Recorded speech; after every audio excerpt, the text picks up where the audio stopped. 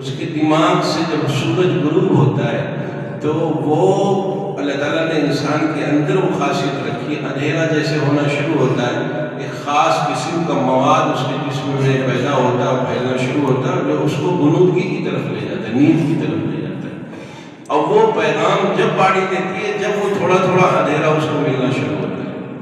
تو جب بستر پہ گئے اور آپ نے اسکرین کو دیکھنا شروع کیا تو وہ آپ کا خاص مادہ جو آپ کو نیند کی طرف لے جانے والا ہوتا تھا وہ ابھی حرکت ہی نہیں کر رہا، اس لیے وہ پیغام ہی نہیں جا رہا، اس کو پیغام جائے کہ اندھیرا ہو رہا ہے تب وہ اپنی جگہ سے ریلیز ہوگا۔ اور جب ہم آنکھ مستقل استعمال کرتے ہیں، روشنی ہوتی ہے تو دھیرے دھیرے کیا ہو جاتا ہے، نیند تھوڑا بہت آئی اس کے بعد نیند بھاگ جاتی ہے۔ اب 2 بجے رات 3 بجے رات نیند ہی نہیں آتی، اور جو وقت سے سوتا نہیں وہ سمجھنے کی بیماریوں کو اس نے دعوت دیا۔